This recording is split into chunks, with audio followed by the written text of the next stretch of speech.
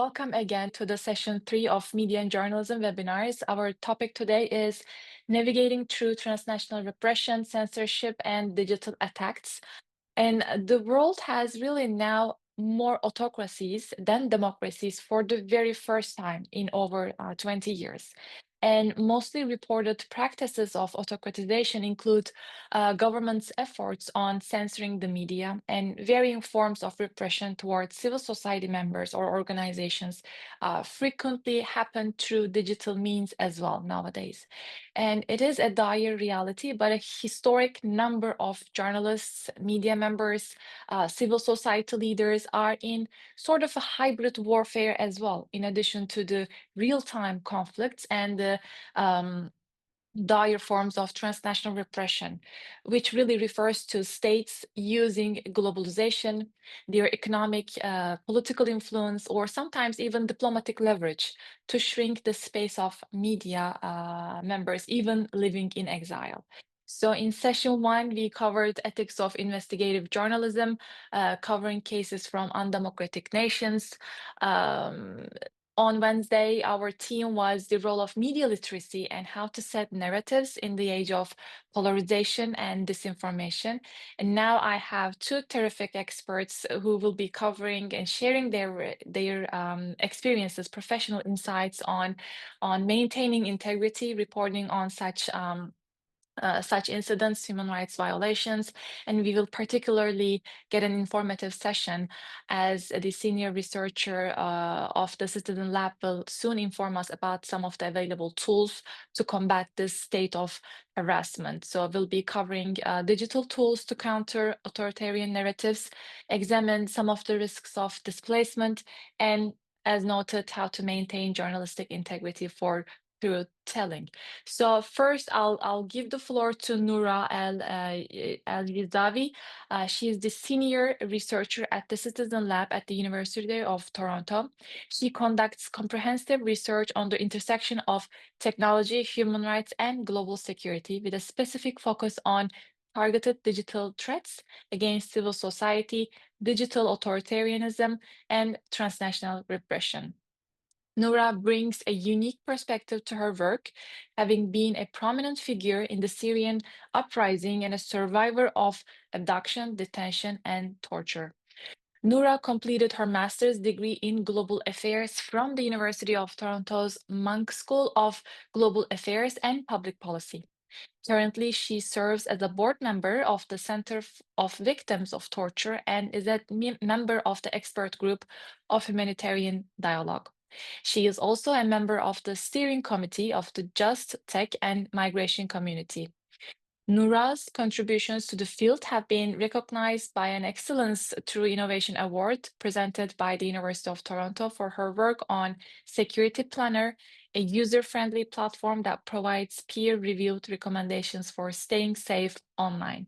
So Noura, thank you so much for your time this morning. We highly appreciate your incoming remarks. The platform is yours. Thank you so much. Wow, what a long bio. I'm so sorry for this, everyone. Next time I will make it shorter. I just want to let you know that I'm really excited to be here with everyone. And please don't consider me as an expert. I'm learning forever. And it's my great opportunity to connect with you all and to learn from your unique experiences. Like many of you, I started I'm Syrian originally. I started my work or activism and human rights very early in my university. I was back then an undergrad student. And then the revolution started, and we found ourselves that we need to fill the gaps in telling the truth. I was one of these people who decided to join the cause and become citizen journalist. And yeah, we grew in different dimensions.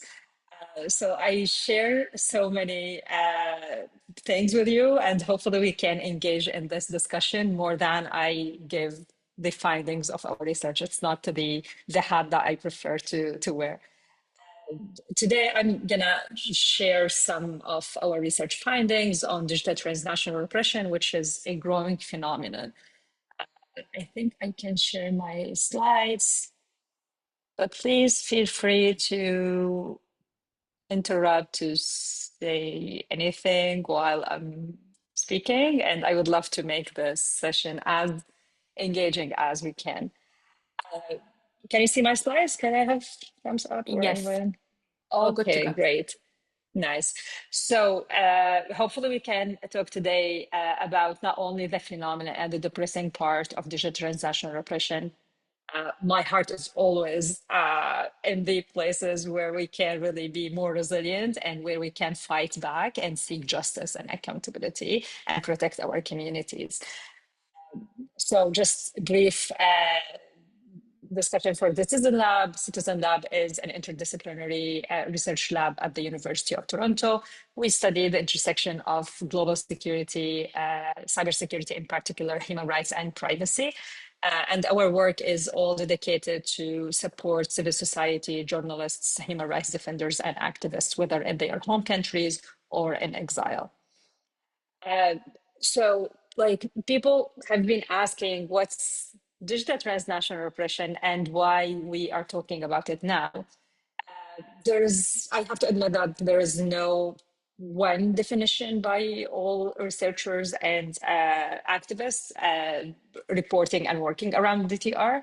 But at least within our team, we defined it as when it happens when a situation where countries of origin use digital technologies to silence, persecute, harass, or intimidate dissidents and activists and journalists living abroad in exile beyond the territorial borders of the country of origin, which is basically not a new phenomenon, unfortunately. It's an extension or digitizing of the offline harassment and transnational repression that's been happening for decades, where we witness, unfortunately, the heartbreaking incidents of the whether kidnapping or assassination or other forms of physical harassment of exiled journalists and human rights activists. Like one of these examples is Jamal Khashoggi, but we have so many other examples, unfortunately. You can, if you are interested in reading more about transnational repression, I really recommend checking the reports of Freedom House. And Freedom House has this a huge database that they keep updating, and they have interactive map to visualize the widespread of transnational repression. Why again, like the question, why authoritarian regimes prefer to use these digital tools to harass? It's just one extension of the physical harassment. It's in particular concerning because it's easily adapted, so they can change the tools. It's very hard to be traced. They have so many options to adapt for this repression. And there's unfortunately the expansion and the growing market of the mercenary surveillance technology in the industry. And there's very little of accountability. So far, this is the fight, I believe, that victims of digital transnational repression are trying to seek some sense of accountability and justice. But it's very complicated.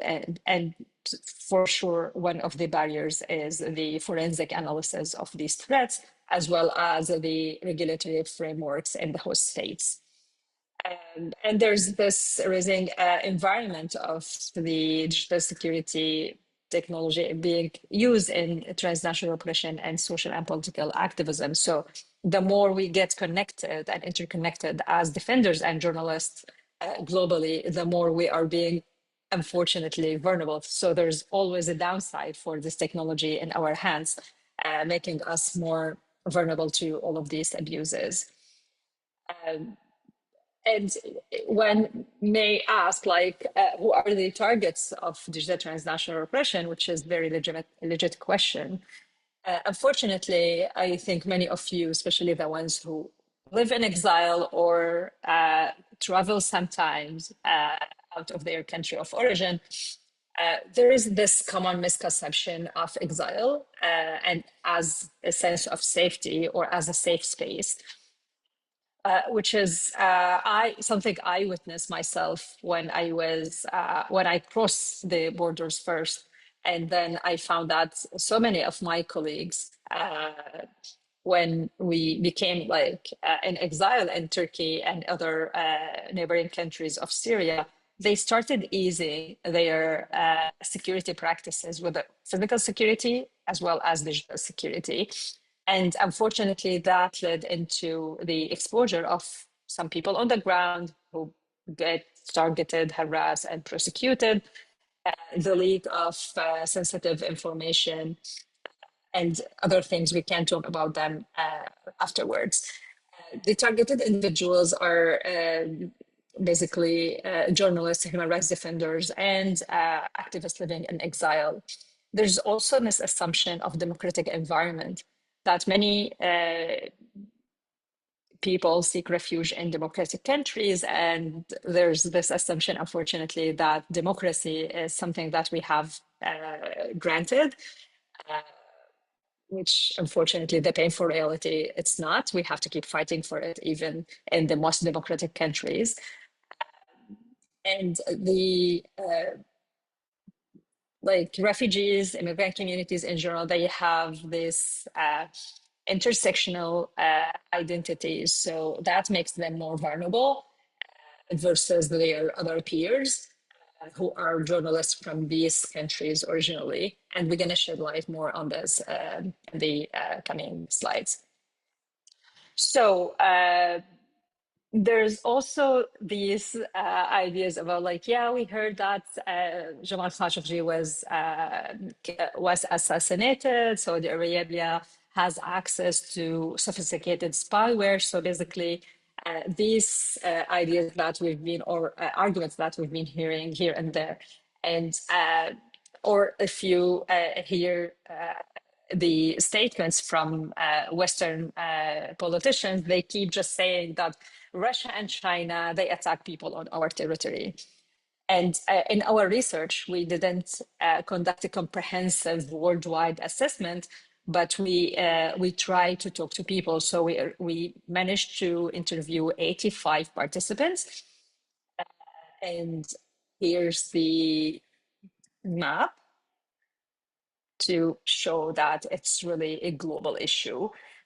And people who are being targeted by their countries of origin, they are not based in one certain country. All of these countries on this map are host states of targets of digital transnational repression. So it's not the interest of one single country, or even the EU or the Western democracies, but it's some people are based in different countries, whether close to their country of origin, or they were traveling for studies and work, etc. So it's a global issue that requires global collaboration and global responses. When it comes to the country of origin, there's also all of these countries of origin that we reported using different and various methods of digital technology to attack and try to harass and intimidate and silence journalists and human rights defenders in exile. Among the technology, I know that people always just think about one form of this technology, which is the spyware, especially that there's a lot of reports on the on NSO, zero click, etc. I'm gonna touch base on this afterwards, but the risk is out there coming from so many sources, including the phishing. I guess many of you have received these phishing emails trying to persuade you to click on a link or open an attachment that has a malware or Trojan horse. There's also this spyware that we reported for years at Citizen Lab, and many of our participants also were targeted with spyware.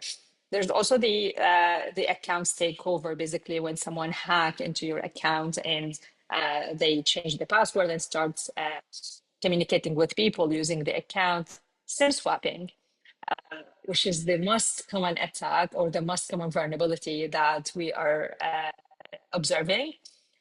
Basically, when refugees or immigrants cross the borders, they have their original WhatsApp and Facebook and other accounts linked to the number that they have like since ever. So when they cross the border, they maintain the same or they forget to change the number or the authentication keys on their original accounts. And consequently, in some countries, that the security forces, they can force the companies to swap and to give them the SIM so they can change, they can obtain the same number and they can come through all of they found themselves, if they change the keys to the WhatsApp and they got the authentication keys, they can get access to all WhatsApp groups you are in. They can change the passwords to your account, whether on Facebook, Gmail, and other accounts connected if you connect your accounts to your phone number. There's also, I don't want to over explain this, I believe journalists and human rights defenders are all to a certain degree they experiencing the online harassment, social media trolls. Many journalists and defenders and activists became subjects of disinformation campaigns or doxing, defamation. So people we talk to, they experience all of these things while they're in exile. And unfortunately, these campaigns have implications on them and their day-to-day life in exile, including their immigration status. I will dig more on this. There's also the other concerning issue, which is basically the DDoS attacks when the website of the organization or media outlet would be taken down just because of the attempts happening through the DDoS attack. So the server would not be able to handle all of these requests and the server would be down. Basically, the media outlets and the organizations we interview personnel from, they said that in many cases, this overlaps or comes at a time of the publication of a report or some significant event they participated in. When it comes to spyware, I guess many of you read already about the spyware, not only in Pegasus by NSO, but so many other spywares available in the market to authoritarian regimes to use against journalists and reporters. Unfortunately, what makes it very risky and critical, not only the existence, but also its capacity to hack through the device without any interaction from the target. So basically, just they can do whatever they do while you have your device besides you. And we already documented many cases of journalists in exile and defenders being targeted with Pegasus spyware. And I would say that I know like sometimes people would underestimate their value or the value and the critical work they do. But literally anyone can be a target, not only of spyware, but of any other methods of digital attacks, of digital transnational repression. What's really sometimes what makes this quite critical, that even when there is one click request, I will show an example, because now of the power of generative AI and all of these, they can really make the messages or the emails they send very convincing, and they can be really based on your own social media profile, your identity out there, digital identity on online. They can make these messages more convincing. So in the past, we were saying some of the advice is that read carefully. These one-click attacks sometimes would have like some clues in the text, Whereas, unfortunately, with the growing power of the generative AI, these messages are becoming more convincing and more critical. So just quickly, the main takeaway about the impacts on the 85 participants who are basically exiled journalists and human rights defenders from all of these countries of origin. What we can share about their experience is that the line between the online and offline repression is very blurry. Many of them, they lost or they started feeling that they are not safe really while they are in exile. And they shared that many times in certain cases, online threats escalated into offline threats. So they were subjected as well to physical harassment in the countries where they are. And because of the main actors in many cases are state or state sponsored actors or state affiliated actors, there's this imbalance of power between the target and the perpetrator. So this is why I said, like, when we study digital threats targeting exiled journalists, it's not the same. It should not be through the same tools and lens of studying the, for instance, if we are studying the digital threats targeting an exiled journalist, let's say from Iran in the United States, it should never be reported and analyzed in the same way of the targeting of an American, originally American journalist online in the United States. Why? Because immigrants and people from who are whether like asylum seekers, immigrants or refugees, they have different layers of vulnerabilities. And on top of that, they are being targeted by another state actor that sometimes might make them also a target for the host states. That's like we reported in quite few examples when the host states authorities became part of the repression campaign attacking and harassing these individuals. And finally, as I said, the intersectional identities of targets, including like on top of that, when women are becoming the targets as well, there's another layer of intersectionality that should be considered in the reporting and the analysis, as well as in the supporting efforts.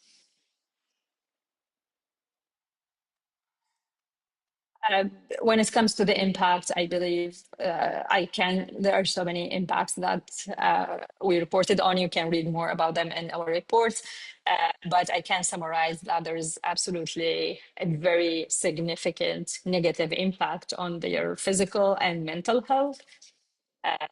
Many of whom were experiencing PTSD, stress, anxiety, paranoia, and other symptoms of mental health stress.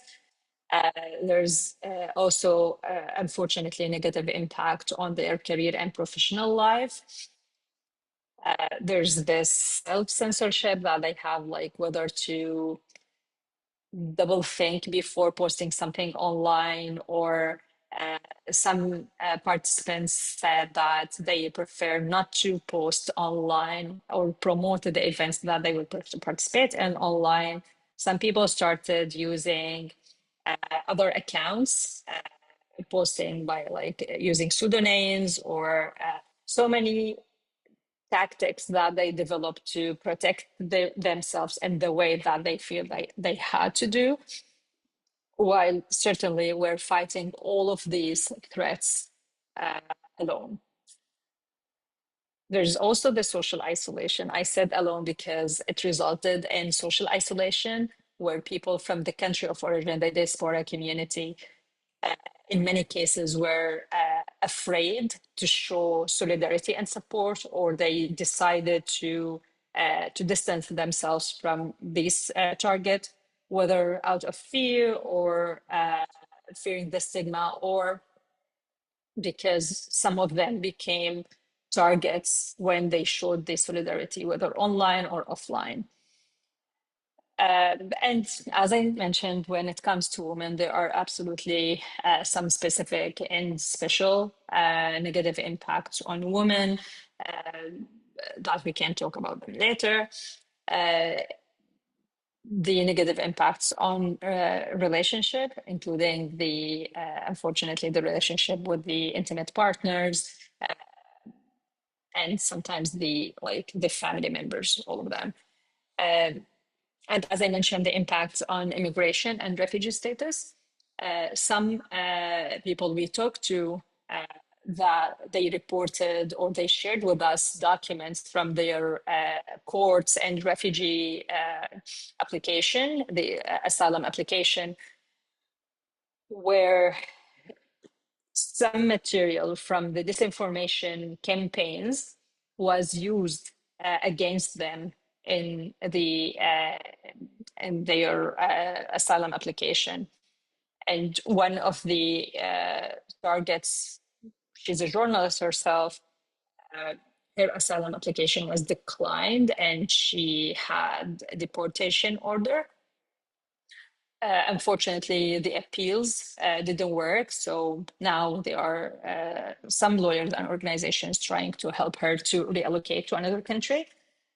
So the impact can be that severe. And unfortunately, the lack of awareness out there and the lack of solidarity makes the targets more isolated and more vulnerable versus their peers in the country of residence.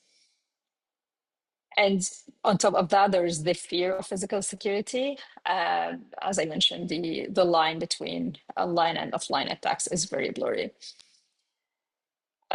All participants shared one comment that the responses by host states were inadequate, whether they feel like there's lack of awareness or lack of support or lack of capacity.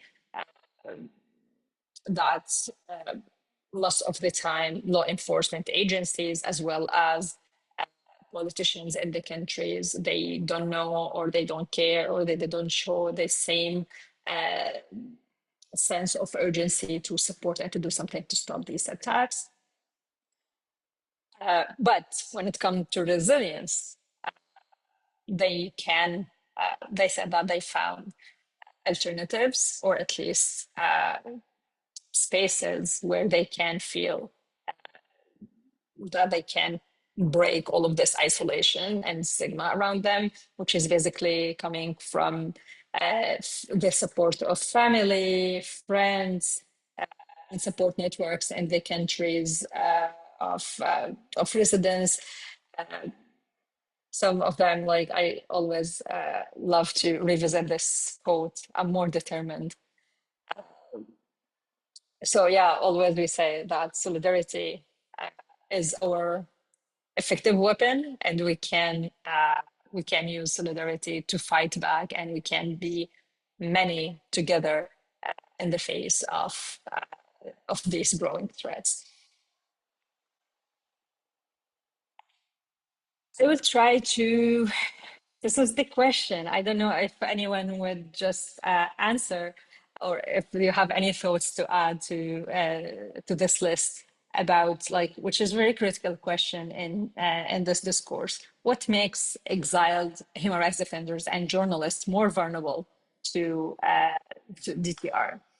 On one hand, as I mentioned, there's this growing market of digital technology that could be used in surveillance, the interconnectivity that we have to use to promote, to connect, and to stay visible, to have our work visible to the world.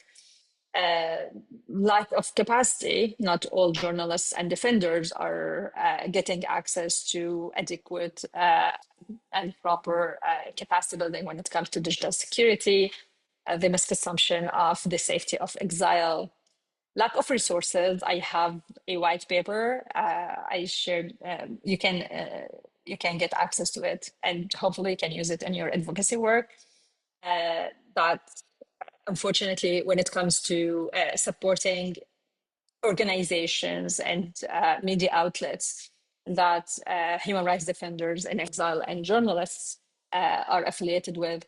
Donors don't dedicate enough resources, or in many cases, they refuse to cover certain expenses related to digital security or licenses. So I believe it's very important issue to keep talking about. So the donors would pay more attention to the importance of these details in protecting lives. It's not luxury, it's life safety measures. Some people said that digital security is very complicated.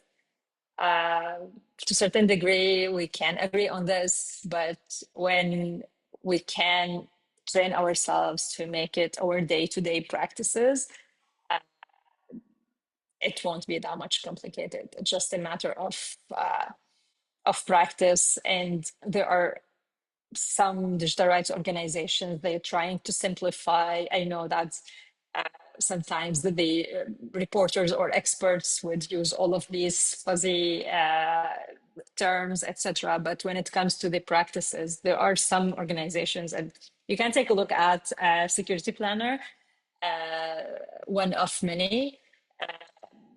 But yeah, I would say that it's not one time major, it's should be our everyday practice. And certainly we need to, there's also the lack of social network support in exile. That's not accessible to so many people, especially if they are newcomers.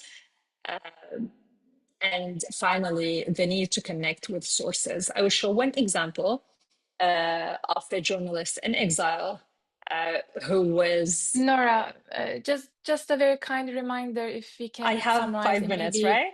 5 minutes. Yes, Yeah. just a reminder. I'm getting Please go ahead. close to the end. Yeah. So he was targeted through one of the sources, was sharing some information with him on WhatsApp. His Egyptian dissident, his based in Turkey, and we reported the attack on him using two spywares together in the same time.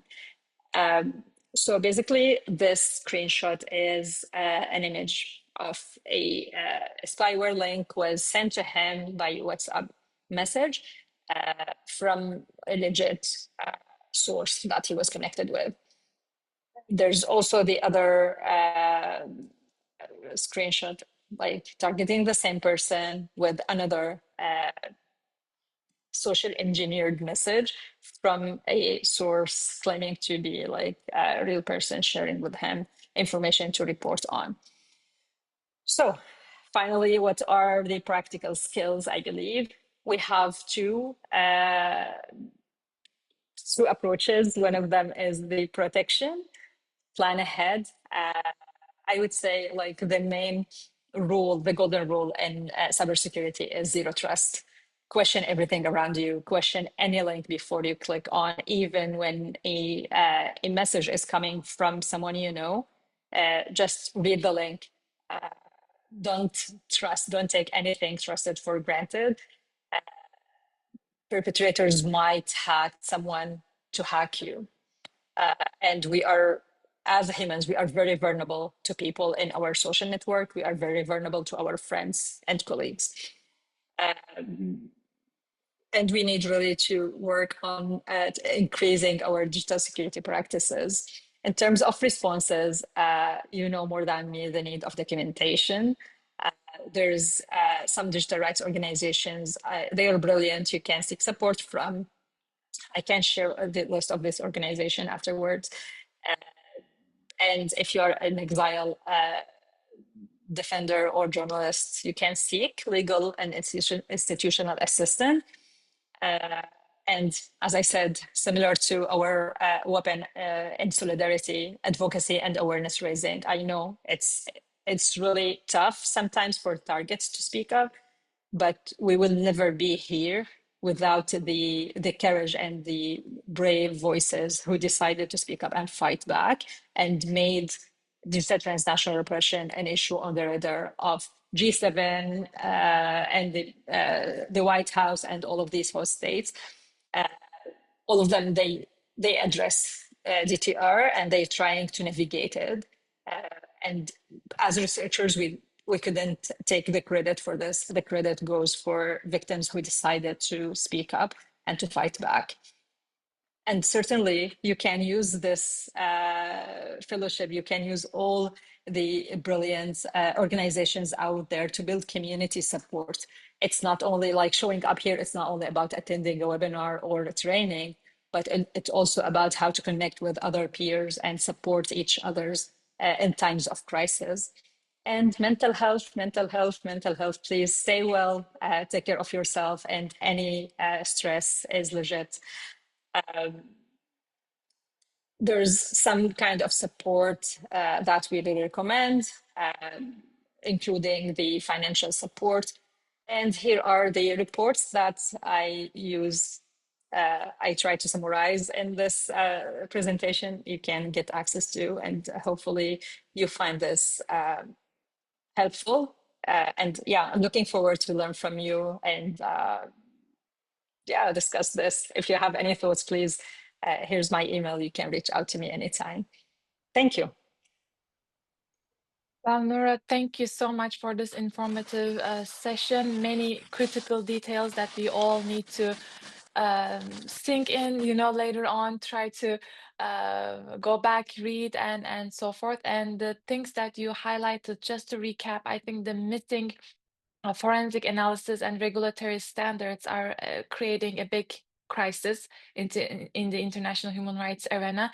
And just last September, for our audience's information as well, during the United Nations General Assembly, as we transition from Sustainable Development Goals to the next stage, there was a pact for the future accepted at the United Nations, and Global Digital Compact is an annex to this document, which really raises a red flag for member states to work on regulatory standards to really redefine these forms of transnational repression, digital attacks, and how to prosecute these crimes. So that is important, and we'll be watching to see what are the next steps in this diplomatic arena. And another highlight that I really captured was the notion on traveling restrictions, because we document that many of the journalists or human rights defenders' passports are canceled out of their information or any official notice, which really leaves them immobile and in dire situations when individuals travel for work purposes. And that's the target, really. Some nations also impose Interpol notices, again, without any heads up information through arbitrary means. And there are many examples overseas, but even in the US, we have been just a couple months ago, Masih Alinejad was up in trial court where she faced her perpetrators hired by Iranian regime agents, really targeted to kill her in Brooklyn, here in New York. So transnational repression is something that we should all take very seriously, as it impacts our safety in relatively democratic states that we live in. So those remarks were very, very important. I'll come back to you with more questions. Thank you so much. That was a fantastic presentation. Now we will hear from Hoon Kim, as he serves as the managing editor at Global Strat, where he has led coverage of the US State Department and Congress since 2023. His reporting focuses on East and South Asian affairs, alongside a wide range of global issues. Known for his in-depth analysis, he frequently provides commentary on regional security and political developments across Asia, Latin America, and the Indo-Pacific.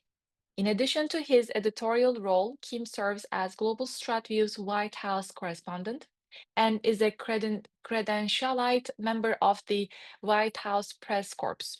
He is also an active member of the Press Freedom Committee at the National Press Club, reflecting his commitment to journalistic integrity and the protection of free press.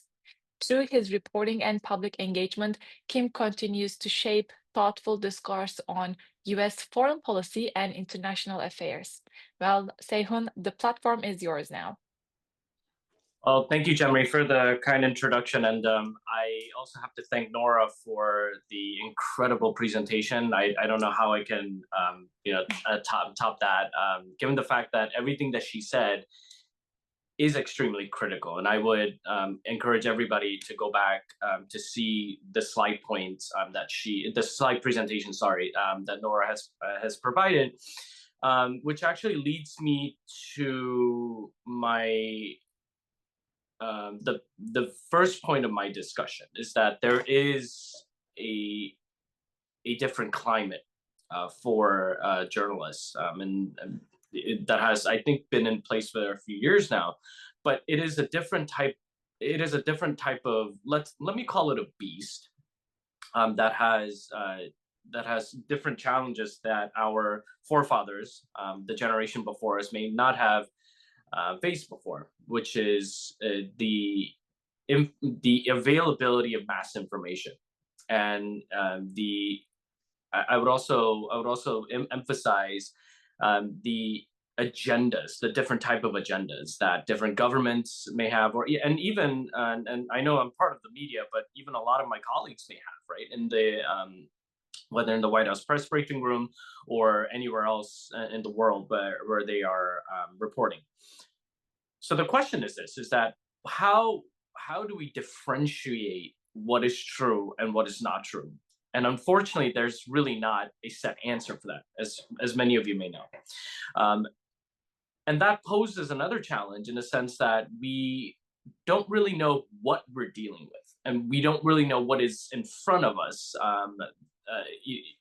for us to identify and to potentially combat if it's something that's particularly malicious. Now, I know some of you may be wondering, okay, how in the world are you surviving through, being in an environment where you have a president that's, as you may all have noticed, he doesn't really have a filter, right? And it's not necessarily a bad thing, only because you literally hear what he's thinking, right? Or you may, or in a sense, but in particular in this president, and again, I may be going off in a bit of a entertaining perspective, but it is, I would say this is a classic case of it is what it is, and I'll tell you the reason why. So one of the things that this president does is that he does something very brilliantly in that sense, and I will give him the credit where it's due, is that he uses unpredictability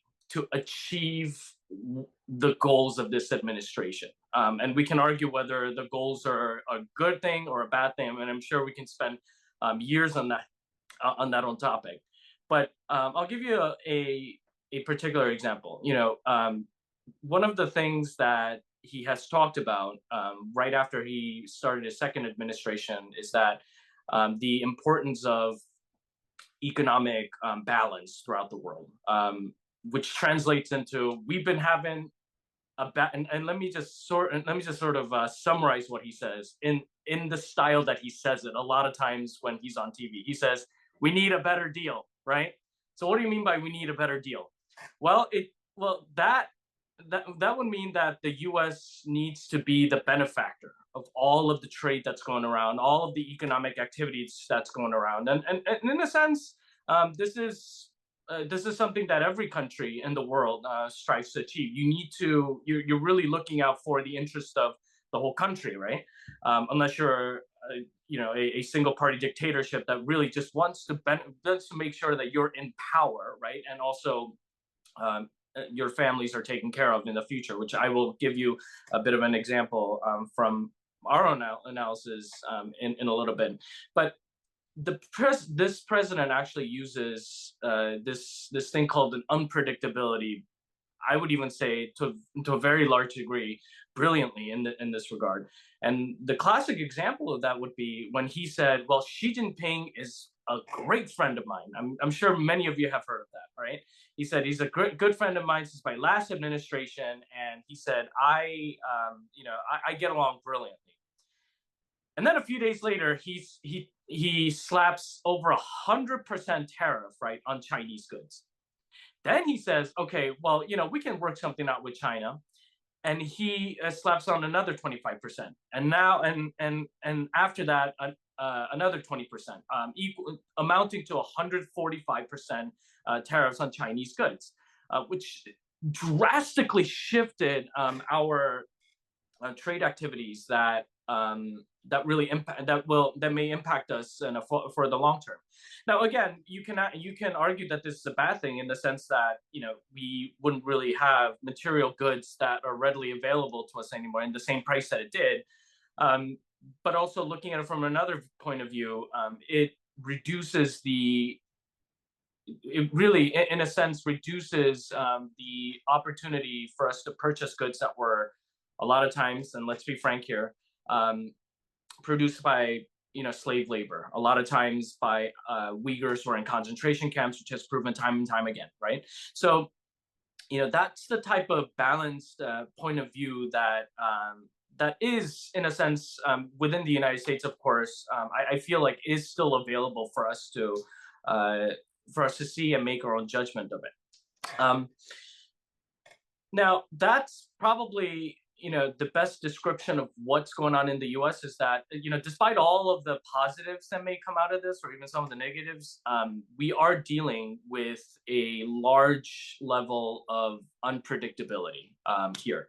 We don't know what executive orders may be signed the next day, and for us, at least in the briefing room, it really keeps us busy. And one of the things that you will notice when you see the White House press briefing room on the White House official channel, whether on YouTube, on their official site, is that it is always packed. Unlike the Biden administration, where I was also there, a lot of times it was just some were standing on the corner, but a lot of times it was just folks filling up the chairs. And the reason why there is a vast difference is that a new form of media was allowed into to access the press briefing room, to ask questions directly to Caroline Levitt, who is the press officer.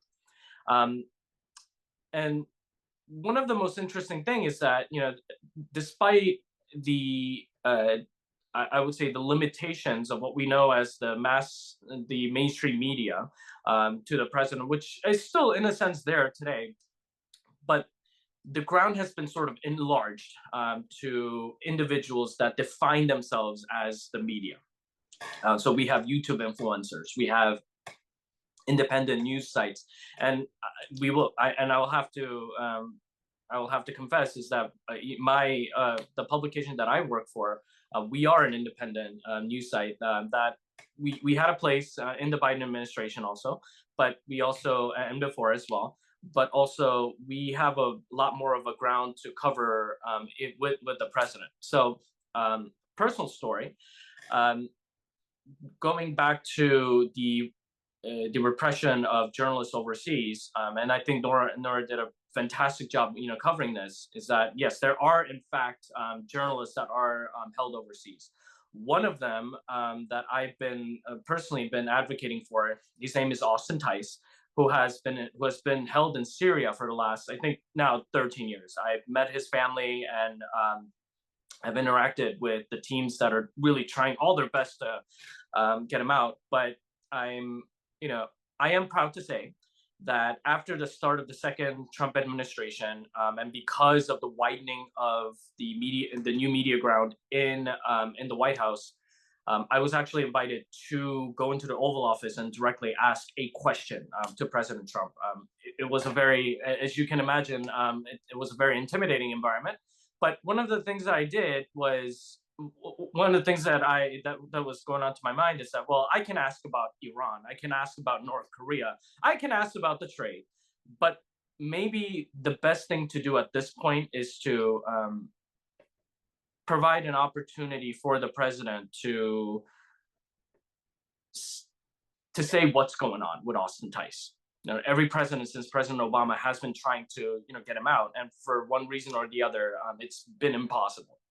And so I've asked President Trump directly about what was the update on Austin Tice, and I gave him credit in the sense that, look, you've tried hard on your first administration secure his release. Although the answer was that, look, we have to be honest, we don't know what's going on with him, but he needs to be released as soon as possible. And setting all biases aside, I personally truly appreciated the fact that he calmly addressed that question. And I know for a fact that after Austin Tice's mother, Deborah Tice, had a very deep descriptive meeting with DNI Tulsi Gabbard, and I think the effort is now ongoing. I did ask him again directly in person after that, but did not get an answer. Maybe it's for security reasons, but overall, I'm sharing this example because at the end of the day, there is a platform or ground, at least in an environment like this, for us to keep fighting, for the right reasons, right? Like securing the release of Austin Tice. But on the flip side, internationally, we had other examples, right? We are being part of the Press Freedom Committee, and one of the things that came out multiple times was and which was a recent case, was the detainment and the recent release of Joachim Medin in Turkey. And if you look at the charges, set aside the fact that it was in Turkey for a second, right?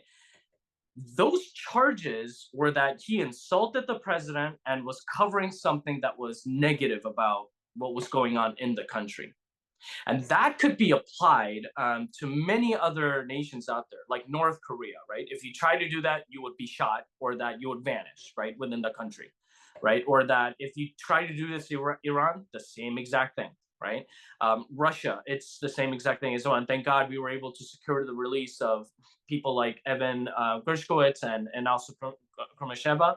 And so all of that has been going on.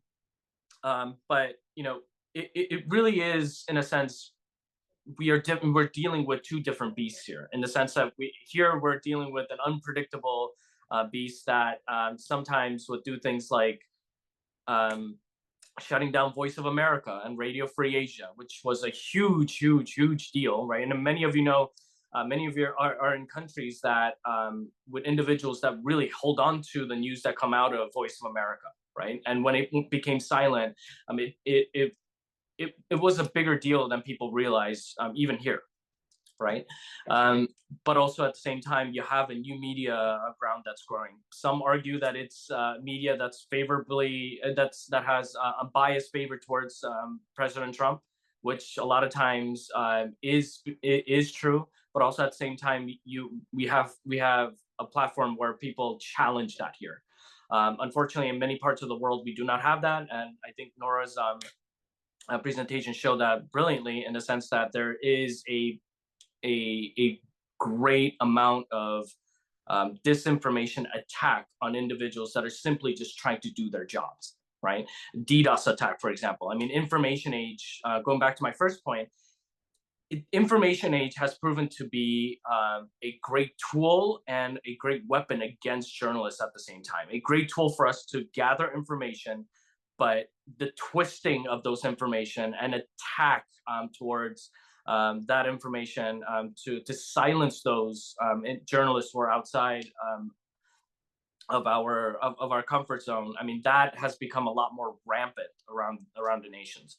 And so, being a correspondent, at least to the State Department and the White House, it is, no matter what the agendas are, it is our job to hold any administration accountable, to make sure that the voices of these journalists especially are heard, so that they're not forgotten. And I'm sure many of you may be able to testify this, is that sometimes one word from the Vice President or the National Security Council, or even the President himself, about a certain issue can have a great impact. This, I'll give you another example. The whole issue in South Africa. I'm sure many of you have seen the surprise attack on the South African president in the Oval Office not too long ago. right? And the issue that we've seen in terms of what's going on in South Africa, it's I mean, it was floating out there in the past, right? But it really didn't become a mainstream media issue until the president really brought it up. And so when folks in power do speak up, whether they're good people or bad people, or have good or bad intentions or interests of their nations, which is often the case, or even for themselves, that actually has a very, very large impact in the international community. And so for us to make sure that that goes on to having a right directions, that's where the media comes in. We need to ensure that the individuals in power are held in check, but also at the same time do their jobs in order to live up to the principles that they're purporting to be fighting for. So I won't go too long, but I will summarize with this: is that Cemre mentioned the cancellation of passports. Authoritarian governments are their attacks, I would say, against journalists are on the rise in the current, at least in the last few years, only because they now realize that with more information, there is a lot more opportunities for people to take that information and do something about it. And that is dangerous, because if you look at dictatorships, I mean, one of the reasons I personally believe that one of the reasons why the Soviet Union lasted for such a long time was because there was a lack of information around the world, and it really didn't give enough people a chance of an opportunity or educated opportunity to fight back against the Soviet Union. I mean, we all knew that it was bad, right? At least in the Western world. But when you talk to Soviet dissidents who lived in the country, they'll say, look, none of these horrific things that people were talking about were available to us. And even if it was, we were too silenced to do anything about it. Now, that's the word, and that's the key word that I think everybody should take away from this: that's silence, right? In the past, silence only meant that, okay, since you're silent, you can't really do anything about it. Now, with the mass information, people are now given the opportunity to say, well, look, we may be silenced, but hey, we can do something about it, because if someone like, I don't know, maybe say Hoon or Noura or Cemre or maybe Hamisha or whatever it may be, whoever it may be, can really say something about it in some part of the world that I'm not part of, why not me? I'm just as much of a sane human being as they are, right? And maybe I could die doing the same, doing something that's honorable, right? And that's the right, I would say, sensationalism, right? And I know that is a bit of a negative term that folks use, because again, it is true that governments also use sensationalism against the people in order to further their agendas, but it creates that sensationalism which leads to hope for a better future, right? Saying that I may die now, but my children and their children are going to have a better future, right? Because X, Y, and Z is available. And I know they're available because I've seen it, right? And that's where journalists like ourselves come into the picture, is that it is our job, in order to put that on the table and let people know that, look, it's not dead, it's there. And even I keep mentioning Noura, so my apologies, Noura, but one of your presentations also mentioned about I would say, in summary, it really beautifully summarized the importance of information in that regard. Is that information isn't just out there for your knowledge, right? It's for you to literally move with, right, in order to make the changes that are needed in society. And so, again, is that a challenge right now in the White House? I would say, I would say this: the challenge really is there, but also the opportunity for us to speak out about it is also still there as well.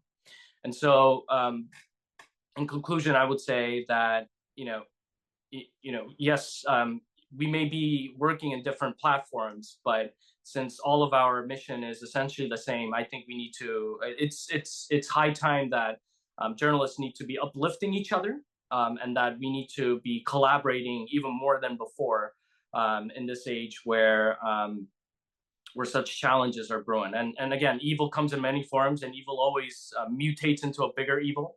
And so I would say this. Just I'd love to interact more in terms of with the Q&A session, but it's high time that we stand together in this regard and really try to make sure, firstly, to secure the release of our fellow journalists, and as a message to authoritarian countries that accountability is well and alive. So thank you so much. I'll say, Hoon, thank you so much for your reflections, particularly from White House, as we don't get to hear from correspondents every single day reporting from that particular institution. Thank you so much. That was very impactful. And while I do a recap, I would appreciate if colleagues, please, in the room can start raising their hands up to engage in the interactive session with questions or very comments, really giving us a picture from your own countries. We would highly appreciate to hear your reflections on what forms of conditions that you are reporting from. But I think his response on acknowledging the fact that we are now living in an information way was really resonating with the conditions that our current conjecture puts on us. And I would really define this as a dysfunctioning news environment, a new phase, a digitalized world of human rights advocacy and information sharing, which both has its own pros and cons that we can speak more and more on. But I really appreciate the notion that now we are in an era where it's very hard to differentiate what's true from fabricated information. And that's really impacting us, as I noted in the very beginning, that this past year was the first time that we have more autocracies than democracies in action. So we are in illusion of realities, really. And in terms of this notion of unpredictability, yes, it's a definitely hot topic. But from my personal professional observance, it's a strategy that is quite frequently observed by nations transitioning towards autocracy, because this state of unpredictability really mobilizing societies into very polarized ends, where leaders really benefit from this unpredictable, in quotation marks, environment to induce their political missions or international priorities. And this observance is really reflected on legal manners too, because now we see your example on being tried on the fact of insulting the president was really timely, because we see now more and more nations engaged in ambiguous amendments in media and information regulatory laws. So we really don't know what counts as an insult. We really don't know, because there is no clear statement in our national constitutions or new amendments into regulatory standards. We don't know what counts as insulting the president. And in countries like noted by both of you, we see more and more even citizens being jailed by giving a very public reporting or statements to TV channels. So we are really in an absorbed state. And in mission to break this global silence, I agree with you that solidarity movements are playing a detrimental role, really. And we need more platforms like World Liberty Congress, a very great example where political dissidents, journalists are convened under the joint team of democracy and human rights advocacy to combat these forms of violations and transnational repression. So thank you so much for that. We have the next 15 minutes, 20 minutes for an engagement opportunity. I see some questions in the chat, but please raise your hands up if you have any comments, questions to share with Noura and Hoon. But to break the ice, I'll start with my own question and look forward to receiving the participation of our audience.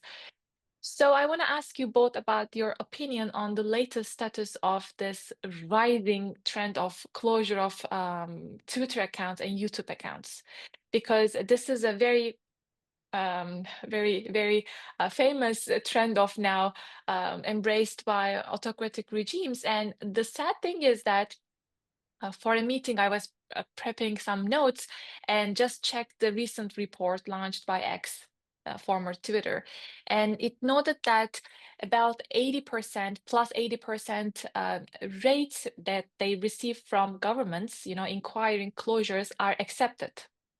This is a very, very high level of acceptance notices, and you don't get any in advance notices, or you don't get to be asked on like if the person has any objections.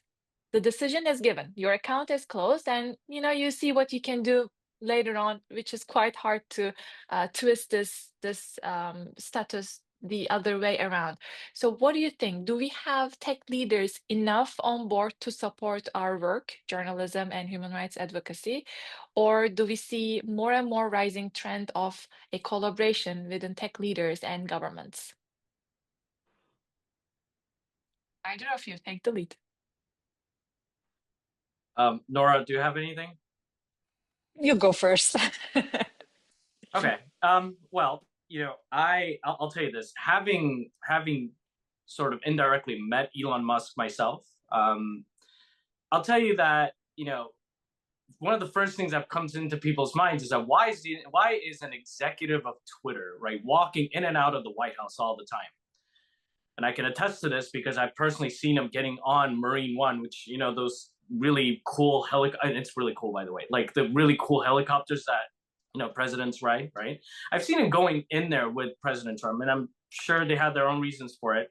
And some have automatically translated that into, okay, well, this is an oligarch, being in the president's circles, trying to dictate what information that is out there. And I think the sentiment definitely does have validity in the sense that when Jeremy correctly mentioned, there's accounts that are being banned because of X, Y, and Z reasons. But the thing is, we don't know what those X, Y, and Z reasons are, right? And we've seen this done not only to journalists but to even political candidates in the past year or two, particularly those that are challenging some dictators around the world, right?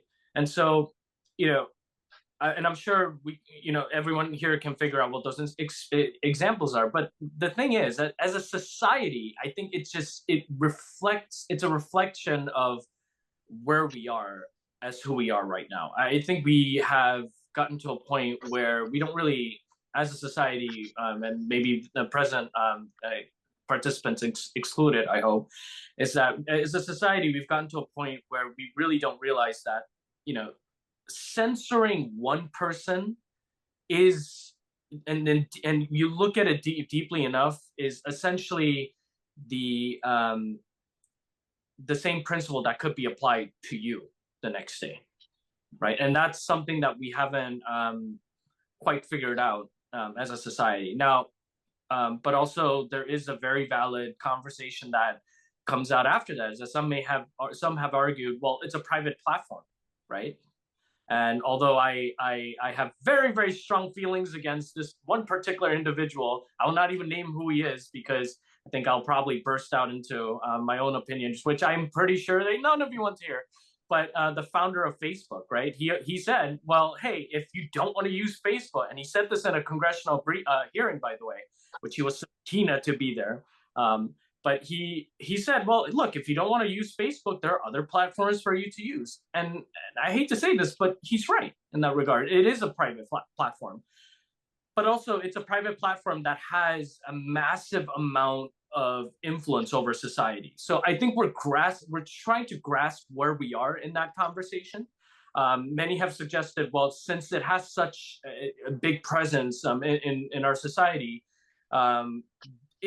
does the ownership only belong to the creators and the CEOs or board members of that particular company alone, right? Or is it really, or does it belong to society in general, right? Mm-hmm. And another example that that I can tell you with this is that if any of you have seen the Marvel movie Iron Man, right? He faces the same exact thing too. Is that okay? Iron Man, this is your. It was created by the Stark Industries, right?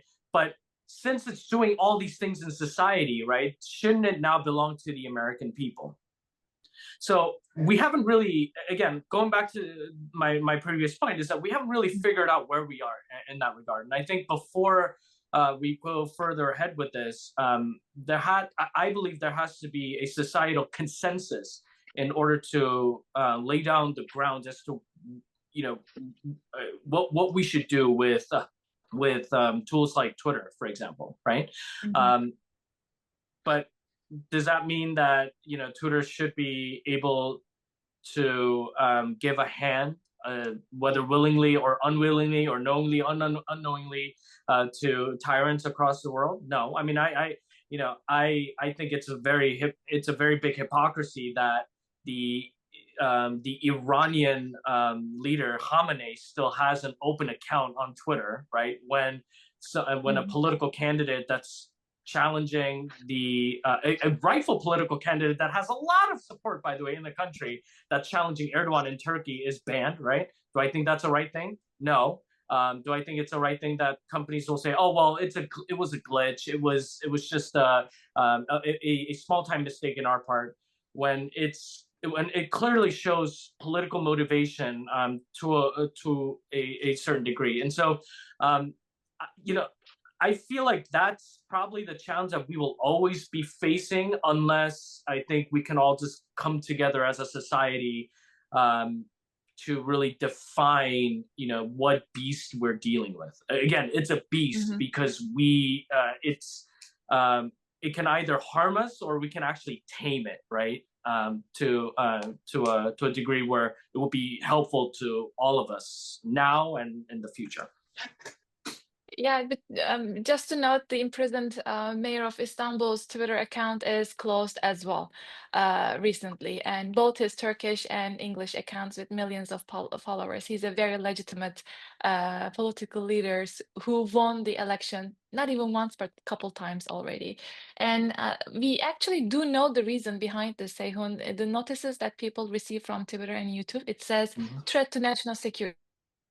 Again, another very abstract notion on how tweeting can be tweeting by a credible human rights defender or journalist can be a threat. Yes, of course, maybe sharing national security information and so forth. We must definitely have some standards, but these private platforms must also have standards when it comes to defamation campaigns or many other gender-related harassment that women journalists or politicians are encountering on these sort of private social media platforms. So so much to work on that. Well, if we can keep our responses a little bit briefer, let's have a couple more questions, but over to Noura.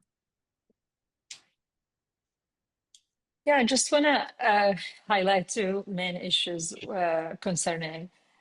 Once Elon Musk took over Twitter, the first thing he did, he laid off or fired all people working on human rights and public policy. That was really concerning because usually these people were the key contact individuals and departments digital rights organizations were leaning towards whenever there was an attack or accidental suspension of an activist's account.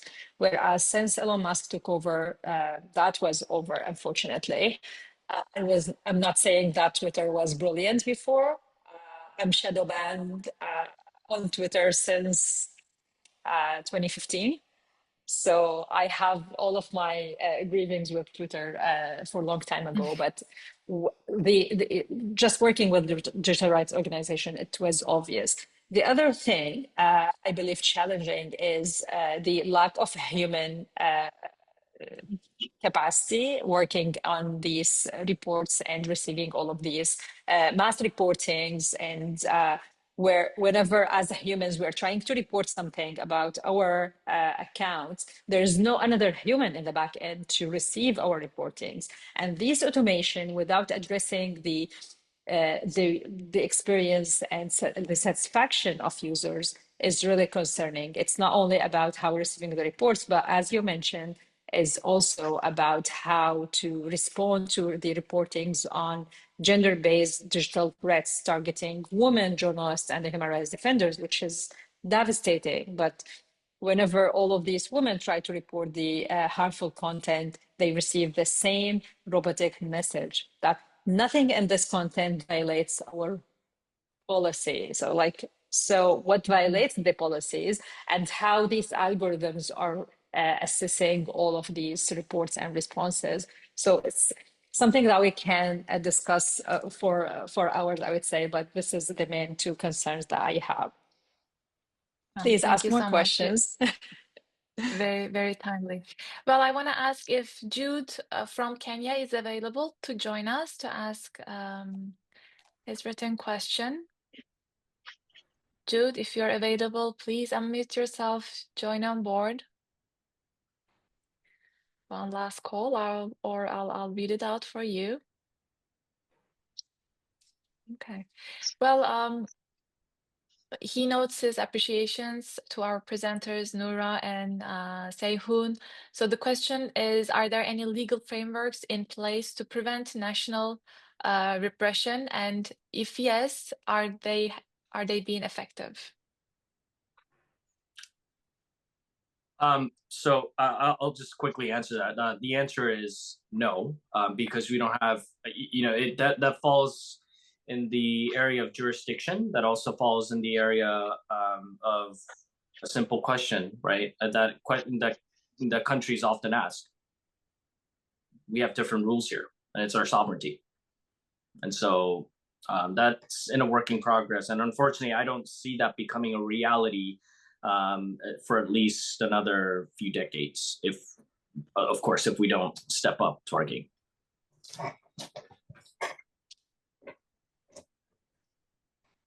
Noura, Yeah, I would say some work started, but it's absolutely not enough. And I'm personally not satisfied with these responses. The Biden-Harris administration put together some policies trying to respond to the phenomenon. And there's some work now in the UK, and like some very little efforts here and there in the EU, Canada, and across G7. But unfortunately, we don't have a global and international standard. And this is the thing that I would take the opportunity to remind ourselves that, unfortunately, the international law was not written to protect individuals. It was written to protect the sovereignty of states.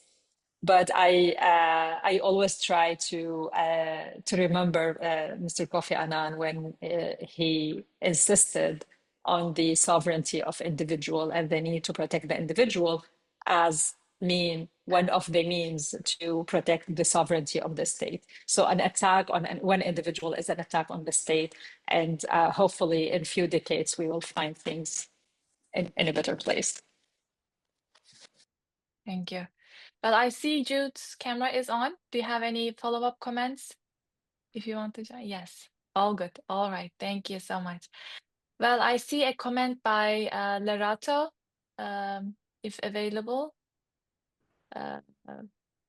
Please go ahead. I was saying, but I already see two hands, so let's give a priority to the live participants. Amisa from Nepal, please go ahead. Yeah. And then I'll give the floor to Amal. Yes. Can I go now? Please go. Yeah. Please do so. It's not. It's a question also, but I'm just wondering if how the state they provide sanctuary or asylum to journalists from different undemocratic nations. Do you see any possibility of these digital platforms giving such asylum or sanctuary to journalists online, like digital sanctuary, if I can? And do you think it's it's possible in this era of techno-feudalism and all the power that they have. Yeah, this is my question. Noura, I feel like you should go first on this because you can better provide context. No? Okay. So the reason why I wanted Noura to go first is my answer is very simple. No, I don't think that's possible right now. Because again, you call them feudal lords, right?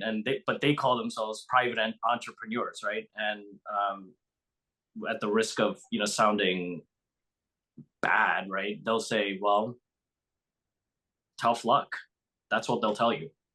And the reason why they'll tell you tough luck is because, and I think there is a level of valid concern on their part as well, is that, look, if you're coming in, and I'm sure you're they'll probably tell you, you probably have valid reasons, but what about others who don't have valid reasons that are pretending to be one, right?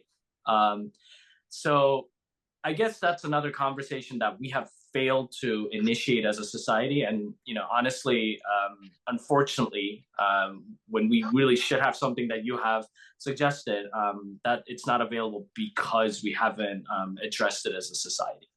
I'm sure Noura probably agrees with me as well. Yeah. Well, sometimes it's better to acknowledge the state we live in, even though the realities may come up with brutal repercussions, because without acknowledgement, we really can't work on inclusive, innovative, and real policy actions on what is needed. So that was to the point acceptance on our current state. Thank you so much. Well, over to Amal. We go to Jordan now. Thank you so much for your valuable presentation. It was really informative, actually. So my question is very simple, maybe, I don't know, but it's like from your experience, like how we can as you know, here in the Middle East, especially, like we had different culture or even people, they don't believe in these threats or they don't and honestly here, especially in Jordan, we have not really have that much awareness about these threats or these things. So that's why, from your experience, how we can, let's say, encourage these people, in these communities or our community for sure, to take these digital threats and more seriously, and to be more invisible. So. Yeah, thank you so much, Amal. And yeah, I love Jordan. I miss Jordan. And yeah, coming from that community, I would say that it's really hard for individuals living under authoritarianism to feel that they have autonomy and they have something to control. Arguing with so many people, including my mom, about the privacy and digital security, she would say, we are exposed. Why we have to pay efforts, mental and physical efforts, to protect data? It's just stupid data. So awareness, and keep talking about it. We just keep pushing and try to simplify things. All people, including in our communities, they care for children, they care for protecting the intimate things to them.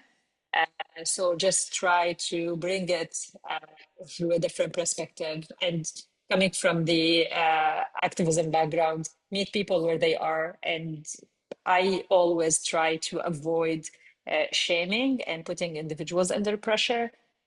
Instead, I do my job. I try to just give them some advice in a very nice way, make it fun. We have some examples where we can introduce the senses, the basic senses of digital security in a fun way. People in our communities, they love storytelling. They love the sense of humor. So just be creative, and ultimately we're gonna be there. But it takes time, especially for people who feel that their lives is totally exposed and they have nothing to hide, because it's really hard and impossible. But good luck. Well, I don't know how I can top something like that, but I will say this. one thing to remember, and Amal, right, from Urdun, by the way, I was actually in DC when King Abdullah came for his state visit. It was really cool. Like the guy's like, he's pretty cool. So like, but besides the point, it's really interesting that you're calling from Jordan, because, or Urdun as we call it here, right? Because again, it's in places like Jordan where there's a growing number of young folks, right, or the younger generation, that are asking a very interesting question that I don't think has been so prevalent, right, in the past, in our forefathers, time, which is that, am I really okay with where I am, right? And the reason why that question is so important is because it is a very big threat to those in power around the world, right? In a society like Jordan, I'm sure I'm sure you're very active in engaging with your peers, in terms of getting this initiative going. But in places like Iran, for example, or even Turkey, or even I would even like the underground, the free societies in China or North Korea or something like that, right? That question actually is something that's literally keeping people alive, right? And I want to say that I want to actually commend you, right, for that question, because it's when folks like yourselves or others keep on asking questions like that in a public forum like this, that folks in those areas may come across it. And I've heard multiple stories like this before, and they'll come across it at some point and say, what, people do care about what we think, right? They may not they may not like mention us specifically, but they care about what we think, right? And so I think that's, again, going back to what Noura said, is that yes, keep going, but also know the implications of what that keep going really is, right? And so if you're not shadow banned or banned by Twitter, right, or on Facebook or whatever, right, it's imperative that you put this out there. It's also imperative that you keep this conversation going, because again, this is the type of activity that puts tyrants in place, right? Tyrants often forget the fact that they're humans too, right? That their life on this earth has limits and all of that. And when they actually forget, they do the horrible things that we see on TV today, right? And so my only message would be is just know that you're probably quite literally keeping a lot of people alive in other parts of the world by doing the things that you're doing, and by asking the type of question that you did in a public forum like this. So yeah. Thank you so much. Thank you. Thank you so much. Well, as we come to an end of this fantastic session, thank you so much, Noura, Hoon, from the bottom of my heart, as we uncovered very, very critical hot topics, really very similar trends that we observe across the globe, impacting us on many different ways.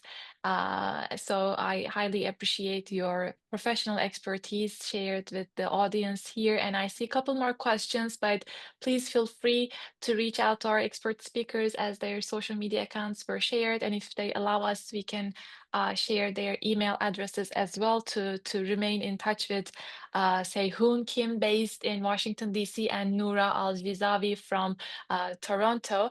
And some perks of being online has pluses and minuses, but we don't get to have a good picture. So I will now ask if I may please get a screenshot with our expert panelists first, and then if anybody is willing to join us, I will ask them to open their cameras.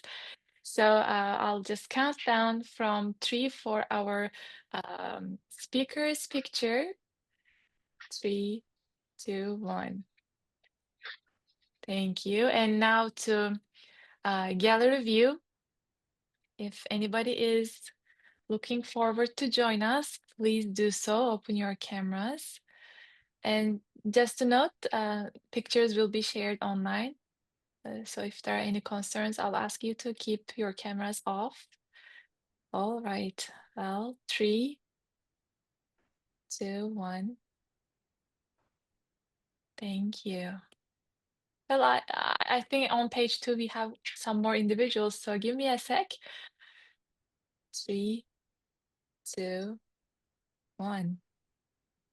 All righty. Thank you so much. So on Monday, we will be talking about cross-cutting line between journalism and human rights advocacy. Where does one end and the other starts? We will have three fantastic speakers. All are journalists now, having their hats on, sometimes doing human rights advocacy as well, being on different lines. One is from Nicaragua. We'll have an expert from the US and a former journalist from Afghanistan, now leading a fantastic human rights advocacy work on the arena, global arena. So see you everybody next Monday, same time, 10 a.m. New York time. So have a great weekend. Bye, everyone. Have a nice time. Bye-bye. Thank you. Take care. All. Bye.